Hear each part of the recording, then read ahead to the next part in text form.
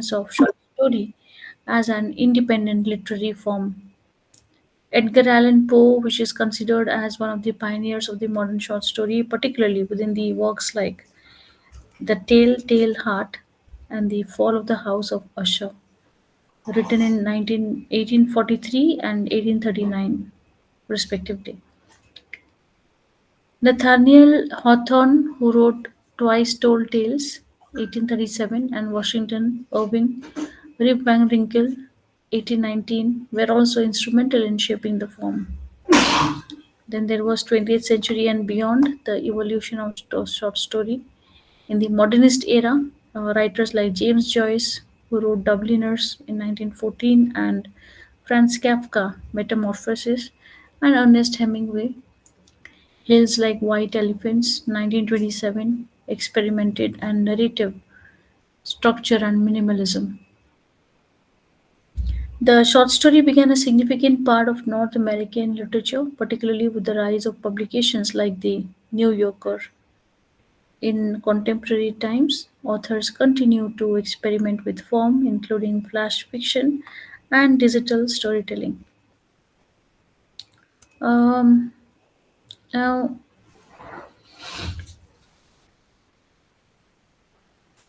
throughout human history, two of the most fundamental, powerful impulses of mankind have been the need to recount experiences and the desire to draw lessons from them.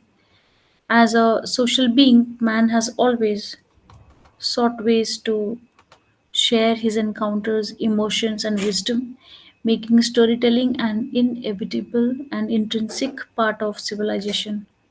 This impulse to narrate and reflect existed long before the advent of writing, manifesting in oral traditions and communal storytelling practices. Even in the most primitive times, people told anecdotes about their personal experiences. These narratives, often shared around communal gatherings, played a vital role in shaping cultural identities and passing down traditions from one generation to another. Over time, these stories evolved beyond mere personal recounting as skilled storytellers transformed raw experiences into compelling and instructive tales. To lend authenticity and weight to their stories, they often associated them with legendary or historical figures such as Solomon, Samson, Arthur, Ganesh, and Narada. These names deeply embedded into cultural consciousness that helped elevate simple stories to the status of myths and historical accounts, thereby granting them lasting significance. With the passage of time, man developed a conscious artistic sensibility, shaping and refining his narratives to offer both entertainment and instruction. This process led to the creation of an invaluable treasure trove of myths, legends, folktales, and fairy tales across the world. The vast repository of such stories includes Panchatantra and Jataka tales from India, narratives from the Ramayana and Mahabharata, Greek epics such as the Iliad and the Odyssey, and Middle Eastern wonders like the Arabian Nights. Just give me a second.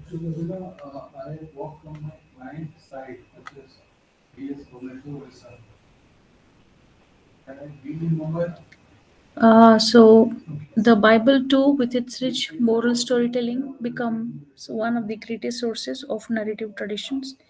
These storytelling traditions evolved further when Giovanni Boccaccio, in his Decameron, provided a structured setting and character development of short stories. This was followed by Geoffrey Chaucer, the Canterbury Tales, which significantly shaped English storytelling. It was not until the early 19th century, however, that the short story emerged as a distinct literary form and began to gain recognition among serious literary writers. During this period, various authors across different parts of the world started experimenting with the genre, crafting stories that deviated from the long form narrative of novels. In Germany, E.T.A. Hoffman was one of the early practitioners of short fiction around 1814, while in the United States, Washington Irving gained prominence with Rip Van Winkle in 1819.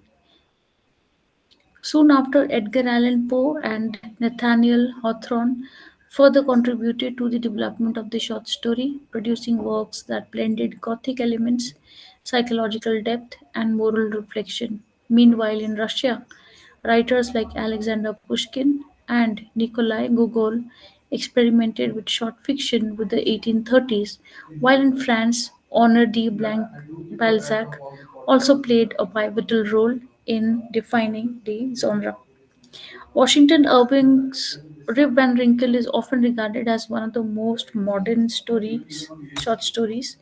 However, the term short story did not gain widespread acceptance until the late 19th century.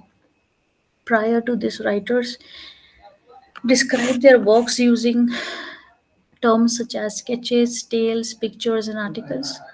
The sudden rise of the short story as a literary form during this period can be attributed to multiple factors. One reason is that novel had already reached a stage of artistic maturity, allowing authors to explore shorter forms of storytelling. Another contributing factor was the Romantic movement of the early 19th century, which encouraged experimentation with new literary forms.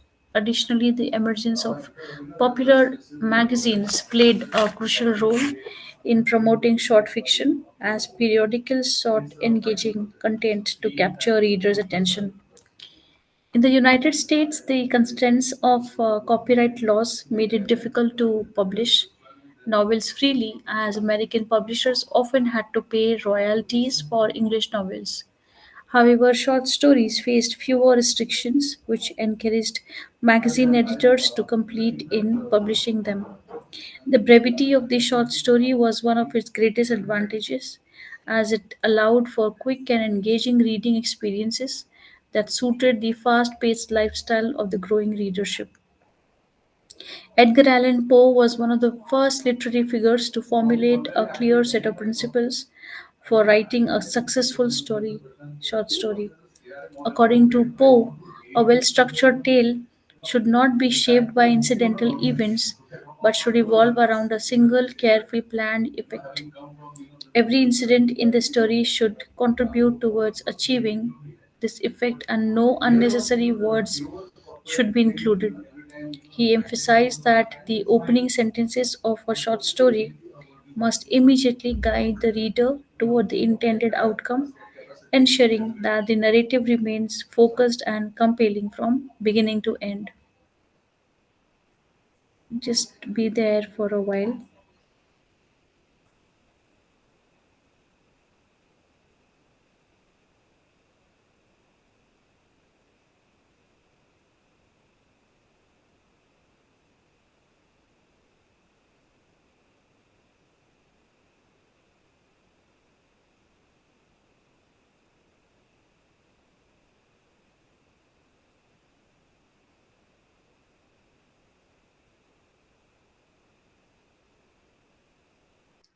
To continue, Robert Louis Stevenson reinforced this idea by suggesting that a short story writer must have a distinct impression or idea to communicate.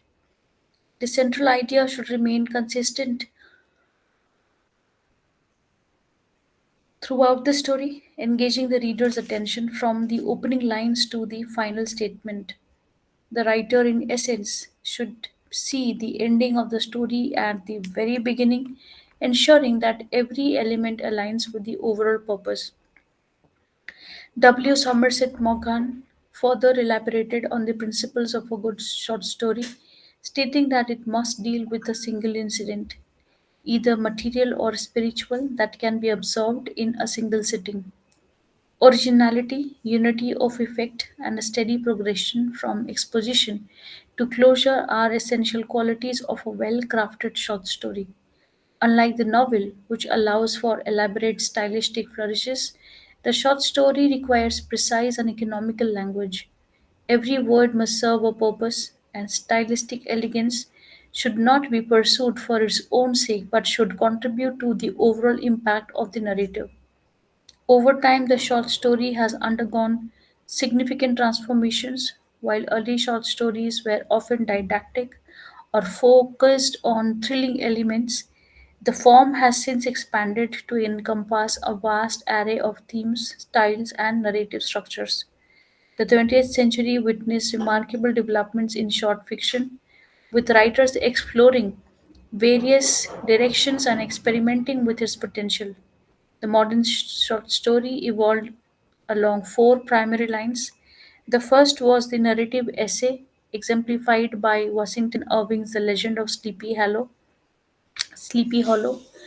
This type of short fiction blended factual storytelling with fictional elements, creating engaging narratives that both felt both personal and historical.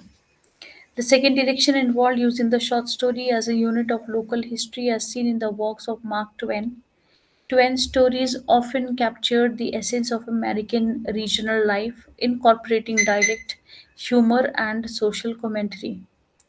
The third approach treated the short story as form of prose drama, a technique that Ernest Hemingway mastered in works such as The Killers. Hemingway's style was marked by brevity and understatement, with dialogues and actions conveying deeper meanings beneath the surface. The fourth development was the exploration of the short story as a lyrical poem, a style perfected by James Joyce in The Dead. Joyce's story, rich in symbolism and emotional depth, exemplifies how a short story can evoke a poetic sensibility while maintaining narrative coherence.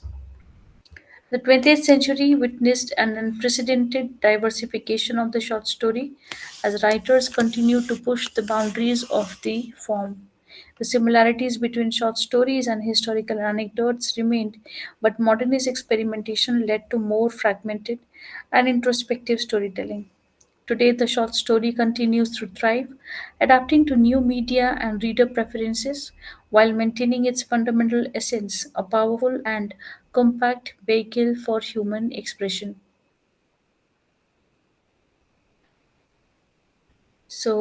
This was regarding a brief introduction towards short story fiction and story as a literary form. Um, Moving ahead to the next part, where we discuss about um, the short story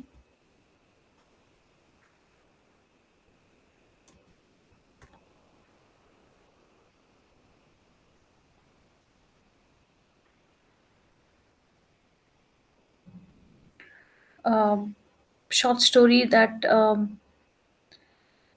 a serious short story of the 20th century, which can be visualized as developing in four directions, like we discussed: narrative essay, unit of local history, prose drama, and lyric poem. And the short story is different from a novel in several different ways. Short story has a unity which is absolutely single and not multiple. A novel has a bigger canvas. It represents life in all its variety and complexity. A short story presents only a phase of life or a slice of life. A short story has only one plot and no subplot. It has no superfluous characters and incidents. Out of plot, character, atmosphere, generally one thing predominates. It is not so in novel. The purpose of the short story is to intensify a small unit of life. Structurally, a short story must have a direct opening, a swift movement, and a forceful climax and a satisfying ending. So, this is what we discuss in the introduction part. Now we discuss about the main elements of a short story. When we discuss about the main elements of a short story, we come to know that stories that were funny, interesting, sad, carrying with them some gems of wisdom or some moral, are um, are are, are uh, exactly where we have to examine a story critically. We have to look at it more closely. Supposing we read a piece of literature and we have to study two basic elements: what has been said and how it has been said. What here refers to the theme or subject matter, and how deals with the technique or techniques used to convey the particular theme or subject matter. So, although the modern short story defies definition, yet it is necessary to look at some of the basic elements that go in making um, a short story. We'll discuss about the plot, characterization, narrative, technique, tone, theme, literary devices, and language. At the same time, settings and atmosphere included. So,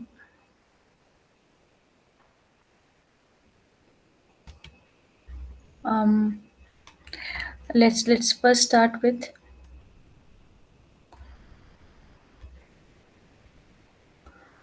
the plot part. Like I said, these are some of the main elements of short story.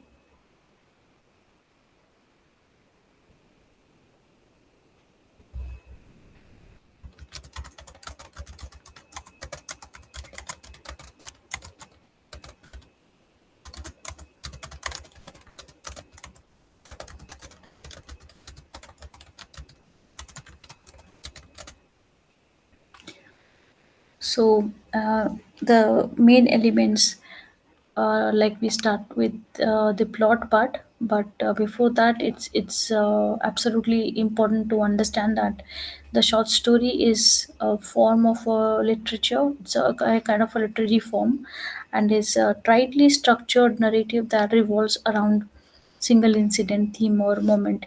Unlike novels, which allows for extensive character development, multiple subplots, and complex themes, short stories must achieve a complete artistic effect with a limited scope. So let's begin. We'll first start with the plot as the primary element of the short story. Plot is the structure of the story. Plot refers to the sequence of events that make up the story. It is the background of the short story. It determines the progression of actions and conflicts in the short story. A well constructed plot follows a clear structure, typically consisting of five stages: exposition, which is called as the introduction, and where this is the beginning of the story, where the setting, characters, and the basic situations are introduced. The exposition provides essential backgrounds, information, and establishes the initial mood of the story. It often hints at the general conflict or theme. For example, in The Gift of the Maggie by O. Henry, the exposition introduces the financial struggles of Jim and Della, setting up the story's emotional premise. Then, in the same plot, after exposition, we have rising action. The story moves into the rising action where conflicts and tensions begin to develop. This session builds suspense, introduces complications, and deepens character interactions. The rising action keeps the reader engaged and leads towards the climax. For example, in The Most Dangerous Game by Richard Connell, the protagonist Rainsford discovers that he's being hunted, and increasing in the suspense and the tension. Then, after exposition and after the rising action, we have a climax. The climax is the turning point or the most intense moment in the story. It is often the moment of the greatest emotional intensity where the main character makes a critical discussion, or decision, or faces a decisive challenge. For example, in The Necklace by Guy de Maupassant, the climax occurs when Madame Loisel realizes that she has lost the borrowed necklace, changing the course of her life. After climax, we have the falling action. After the climax, the story moves into the falling action where the consequences of the climax unfold. Loose ends begin to be tied up and the tension gradually decreases. Post falling action, we have denouement or called as resolution.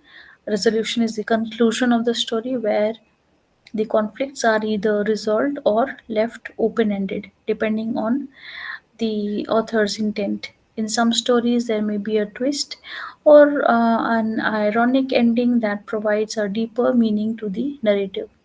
For example, in the story of an hour by Kate Chopin, the resolution reveals the shocking irony of Mrs. Mallard's fate. So then we have the second most important element in a short story, which is called as the character. And these are the people in the story. Characters are the individuals who drive the action of the story.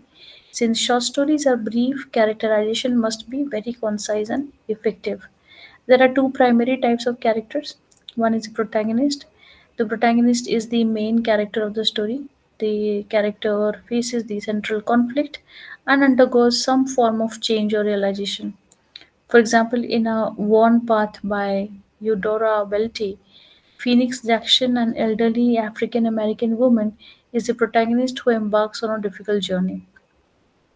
Now, the second primary type of character is the antagonist. An antagonist is a character or force that opposes the protagonist. The antagonist does not always have to be a person, it can be a society, it can be nature, it can be fate, or even the protagonist in a conflict. For example, in To Build a Fire by Jack London, the antagonist is nature itself as the protagonist struggles to survive in the freezing cold. So, characters can also be classified as dynamic, those who change, and static, those who remain unchanged. In short stories, dynamic characters are common as they undergo a transformation or gain insight by the end of the story. After characterization, that includes the people of the story, we have a setting as the primary element that discusses the time and place of the story. Setting refers to the location and time in which the events of the short story take place.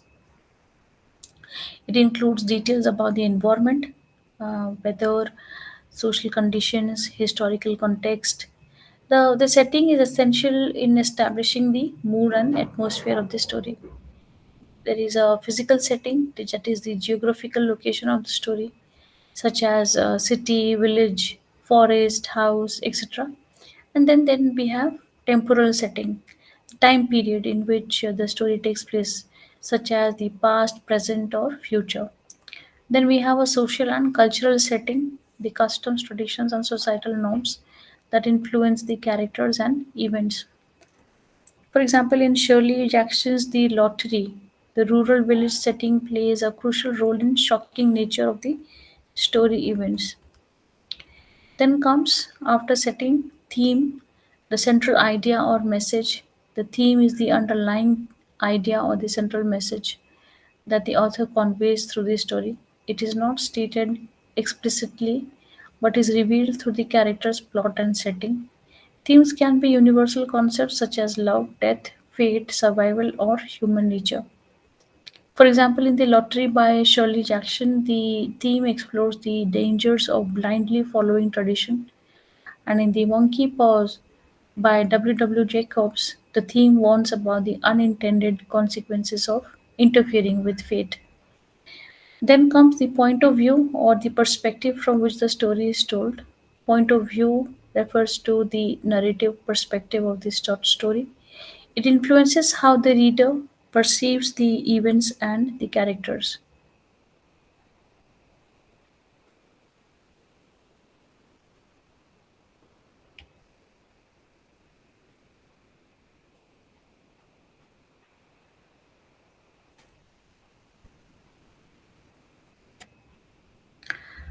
Mm, there can be a first person point of view. The story is narrated by a character using I or we. This point of view provides an intimate perspective but is limited to the narrator's knowledge and biasness. For example, in Edgar Allan Poe's The Telltale Heart is told from a first person perspective, giving readers insight into the narrative's disturbed mind. There is a third person limited point of view. The narrator is an outsider who knows the thoughts and feelings of only one character, and that's the reason why it is limited. Then we have third person omniscient point of view. The narrator has a complete knowledge of all characters and events. This perspective allows for deeper exploration of multiple characters.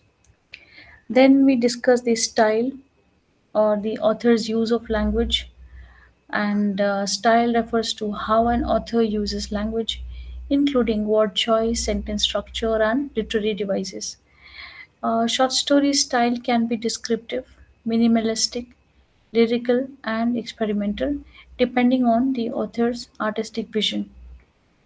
For example, Ernest Hemingway's short stories are known for their minimalistic style, while the Nathaniel Hawthorne stories are rich in symbolism and detail. The last element would be the tone, where the author's attitude toward the subject is, is a part. The tone reflects the author's attitude towards the story's subject matter. It can be serious, it can be humorous, it can be ironic, melancholic, or suspenseful. The tone affects the reader's emotional response to the story. For example, Roald Dahl, Lamb of the Slaughter has a darkly humorous tone, while Flannery O'Connor's stories often have a grim, ironic tone. So, overall, short story is a compact and powerful literary form that relies on its essential elements like plot, character, setting, theme, point of view, style, and tone to create a compelling and meaningful narrative. Unlike novels, which have the luxury of expanding storytelling, the short story must achieve depth and impact within a limited space. Mastery of these elements allows writers to craft stories that leave a lasting impression on the readers, whether through emotional response or through moral lessons or unexpected twists. The effectiveness of the short story lies in its ability to distill the essence of human experience into a brief but unforgettable form. So, these are the main elements of the short story that we just discussed. Then we come to talk about the short story in Canada. The short story has had a long and checked history in Canada, making a slow start around 1830s with the story of Thomas Chandler Halliburton. It picked up in the mid 19th century, where newspapers and magazines gave a fillip to its publication. Interestingly, many of the early short stories writers were women. For example, Susanna Moody.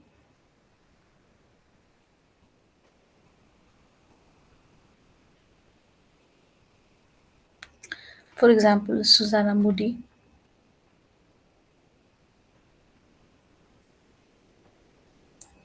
and Rosanna Lefrohon were known for early romances.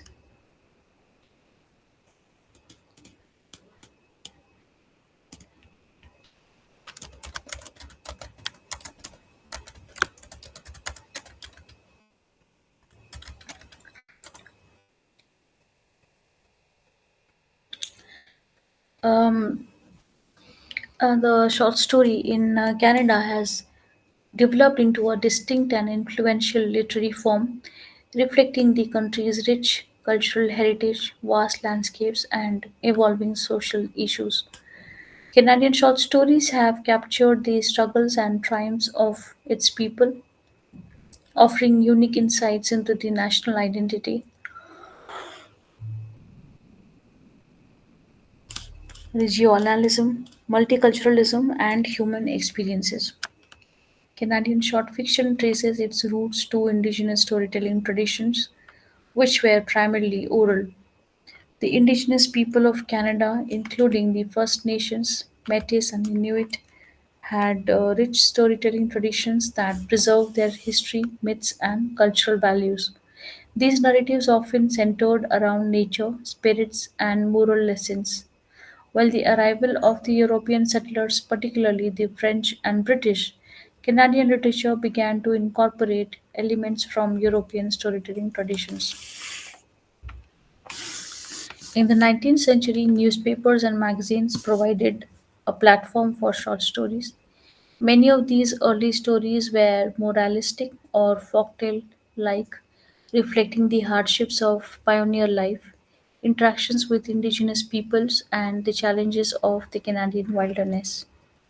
The Canadian short story gained prominence in the early 20th century, influenced by global literary movements such as realism and modernism. The themes of isolation, survival, and the relationship between individuals and nature became prevalent. Writers such as Stephen Leacock, known for his humorous and satirical sketches, and Morley Callaghan, whose works explored the human psyche and social alienation, were among the first to gain international recognition. The mid 20th century saw further development in Canadian short fiction, with authors incorporating more complex characters, psychological depths, and experimentation with form and style. The growth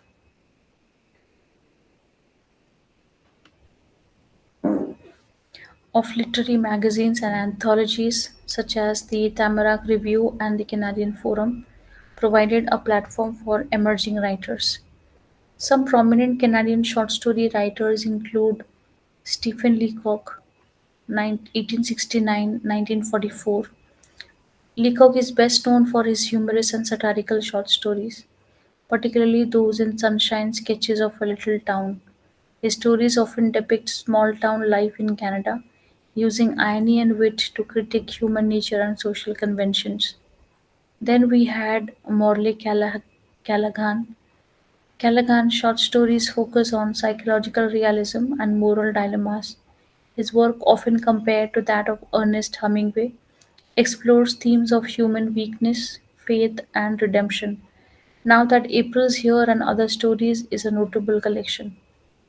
Then we had Alice Munro, arguably the most significant Canadian short story writer. Her mastery of the form earned her Nobel Prize in Literature in 2013. Monroe's stories are deeply rooted in small town Ontario and explore themes of memory, identity, relationships, and the complexities of human nature. Then we have Margaret Atwood. Although Atwood is best known for her novels, she has also written acclaimed short stories.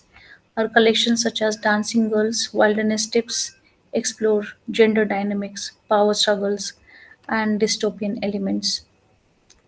The Canadian short story has evolved from its early oral traditions and settler narratives into a rich and diverse literary form.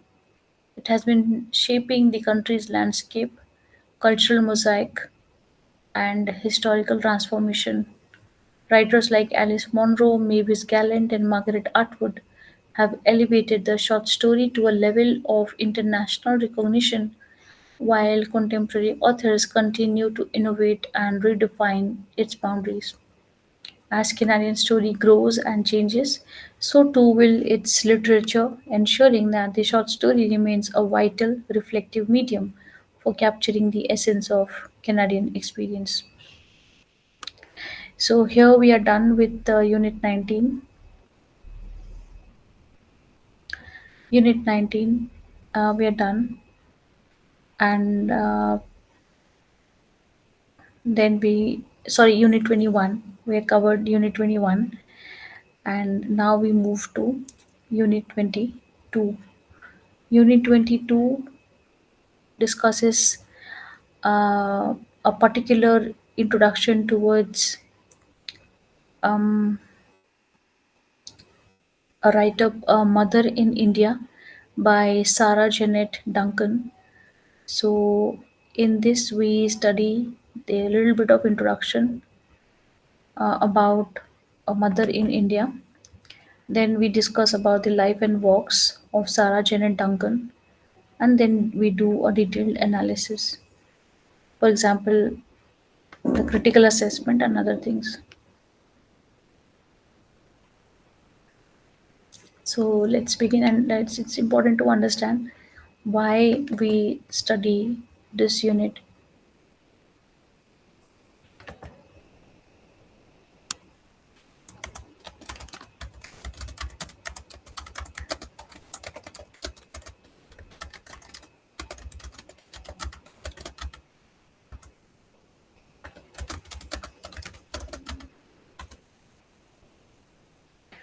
It's important because uh, we need to examine the story, The Mother in India by Sarah Janet Duncan, and the story is set outside Canada, that is in India.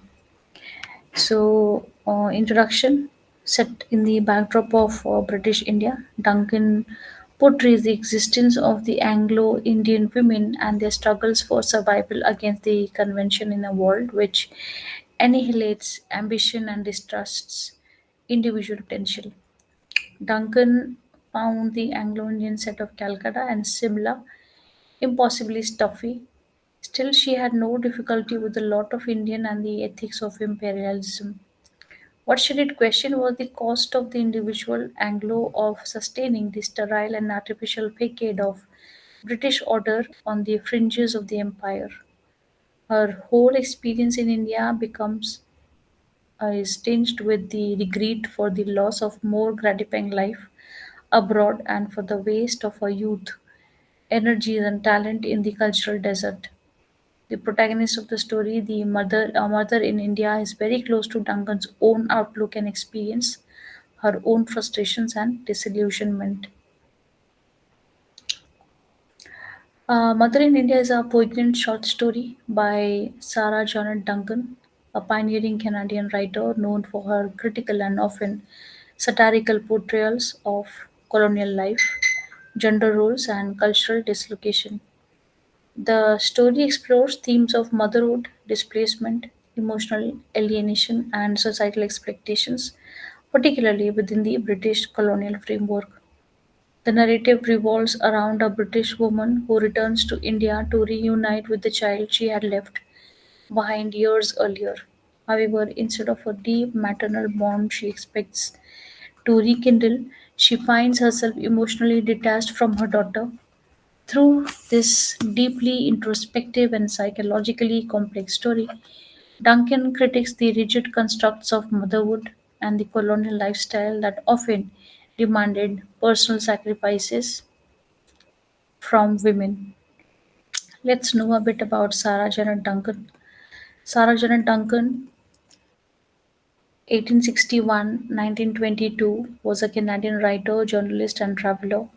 Born in Brantford, Ontario, she pursued a career in journalism, becoming one of the first Canadian women to work as a professional journalist. She traveled extensively and wrote about her experiences, offering sharp social commentary on colonial expatriate life. Duncan married an Anglo Indian civil servant and lived in India for many years, which greatly influenced her literary works.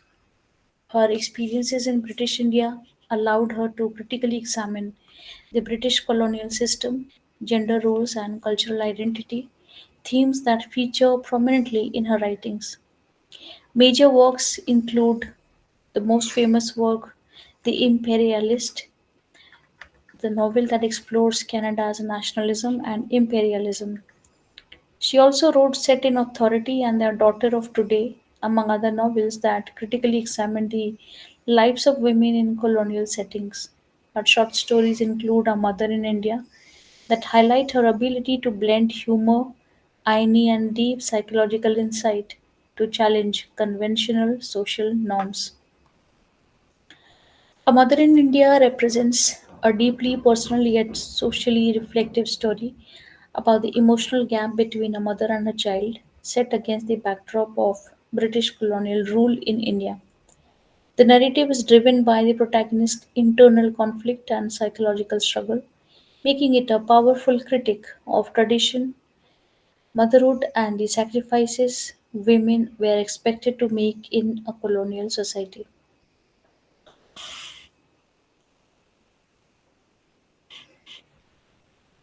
The short story follows a British woman who, due to colonial duties, had to leave her infant daughter in England to be raised by relatives. After many years, she returns to India, expecting to reconnect with her now grown daughter. However, the anticipated maternal bond does not materialize. Instead, she experiences detachment, discomfort, and even resentment towards the child she barely knows. This emotional estrangement highlights the psychological cost of colonial life, where expatriate women were often forced into roles that conflicted with personal desires and natural affections.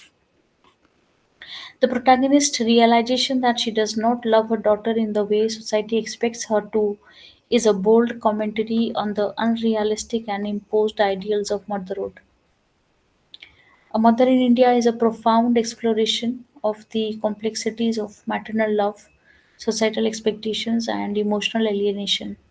Duncan uses irony, introspection, and a sharp narrative voice to question the assumption that biological mother guarantees an innate, unwavering bond between mother and child. The story subverts traditional maternal ideals by presenting a protagonist who cannot conform to the prescribed role of a devoted mother. Instead of portraying motherhood as a nature and fulfilling experience, Duncan presents it as a social construct, often dictated by external pressures rather than genuine emotional connection. The protagonist's struggle is further intensified by colonial context, where the British women in India often faces isolation, rigid social roles, and emotional suppression. The detachment between mother and daughter is thus not only a personal tragedy but also a reflection of the broader alienation experienced by women in imperial societies. The story explores several key themes, including motherhood and emotional estrangement. Duncan challenges the romanticized ideal of motherhood, representing it instead as a role that is not always instinctive or fulfilling. The protagonist's emotional detachment from her daughter suggests that love is not automatic but shaped by experience and proximity. The conflict between duty and desire, where the protagonist is torn between her expected duties as a mother and her own emotional truth. She grapples with guilt and societal judgment, reflecting the broader struggle women face when their personal feelings do not align with traditional expectations. There is a theme of the colonial experience and female sacrifice. British women in colonial India were often forced into difficult decisions, including the separation from their children for the sake of stability and health. Protagonist's emotional distance from her daughter is symbolic of the broader sacrifices imposed by the colonial system or expatriate families. Then we have gender and societal expectations. Duncan's critiques the rigid gender roles that dictate how women should behave as mothers. The protagonist's inability to conform to these expectations highlights the pressures placed on women to suppress their true emotions in favor of socially acceptable behavior. Discussing about the characterization, we have the protagonist, who is the mother. The unnamed narrator is deeply complex character whose internal struggle forms the core of the story. She is intelligent, reflective, and brutally honest about her emotions, even when they contradict societal norms. Her detachment from her daughter does not stem from malice, but rather from an enforced separation that prevented natural maternal affection from developing. A journey from anticipation to disillusionment is a powerful commentary on the unrealistic expectations placed on mothers. The protagonist's honesty about her feelings make her both tragic and subversive, as she refuses to pretend love where none exists.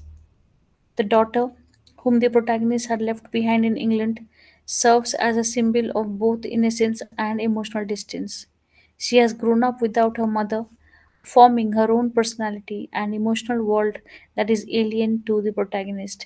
Their reunion is strained, illustrating how prolonged separation can permanently alter relationships. Then we have got the colonial society. that sets the background of the characters and the setting of the short story. Though not explicitly developed, the colonial setting plays a crucial role in shaping the story. The rigid social structures, the expatriate lifestyle, and the unspoken expectations of British women in India create the conditions that lead to the protagonist's dilemma. Duncan employs a first person narrative, allowing readers to intimately experience the protagonist's internal conflict. This subjective perspective enhances the emotional depth of the story, as a reader is given direct access to the mother's thoughts, doubts, and guilt. The use of irony is particularly striking. The protagonist, initially expecting to feel deep maternal love upon reuniting with her daughter, but her emotions fail to align with these expectations. This ironic contrast between expectations and reality serves to critique the societal myths surrounding motherhood. Duncan's prose is sharp, introspective, and laced with subtle satire. She does not offer sentimental resolutions, but instead leaves the reader with the uncomfortable reality that motherhood, like all human relationships, is complex and cannot be dictated by societal ideals alone. A Mother in India by Sarah Jenot Duncan is a thought provoking and emotionally complex short story that challenges traditional notions about motherhood. By portraying a mother who feels disconnected from her child, Duncan boldly critiques the unrealistic expectations imposed on the woman, particularly within the colonial framework. Through its themes of emotional estrangement, duty versus desire, and the sacrifices demanded by the colonial life, the story remains relevant to discussions on gender roles, parental expectations, and personal identity. Duncan's nuanced storytelling, psychological depth, and ironic narrative style make A Mother in India a powerful exploration of the conflicts that arise when personal emotions clash with the societal norms. So, this was regarding Unit 22, where we discussed about the short story, and let's discuss about the character and about the questions.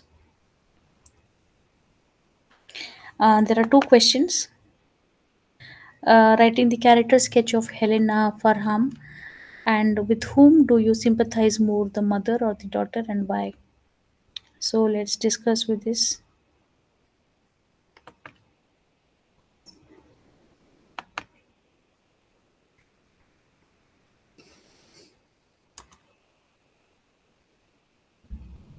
Helena Farham, the protagonist of the mother of A Mother in India, is a British expatriate who grapples with the emotional complexities of motherhood after being separated from her child for many years.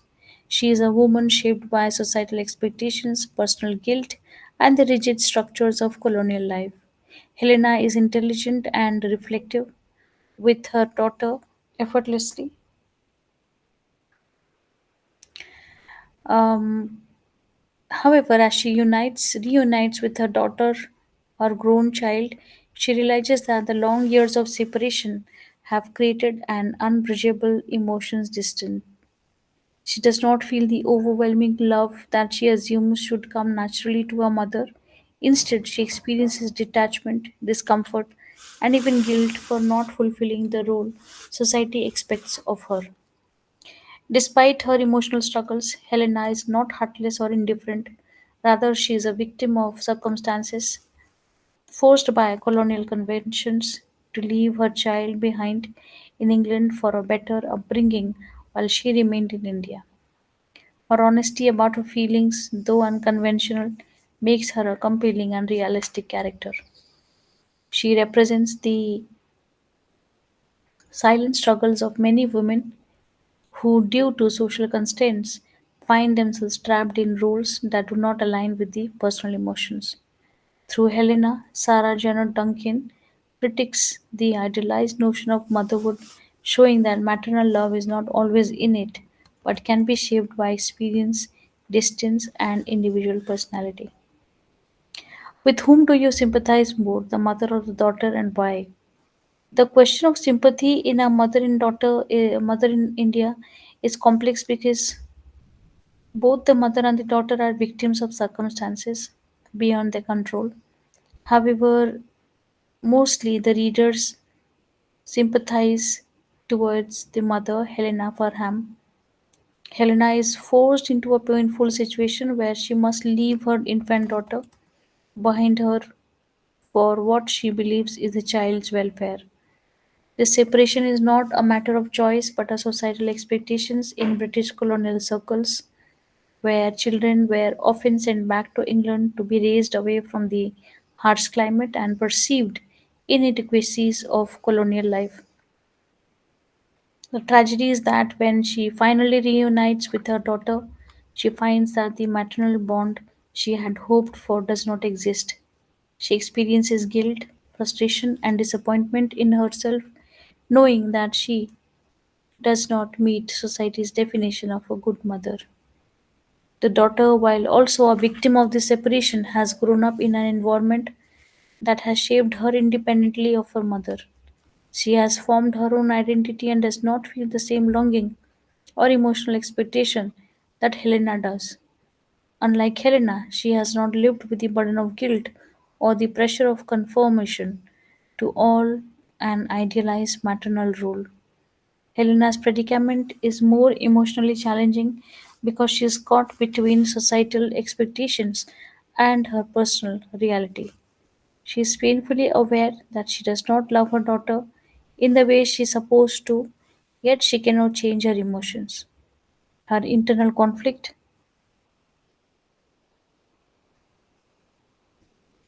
self awareness, and the societal judgment she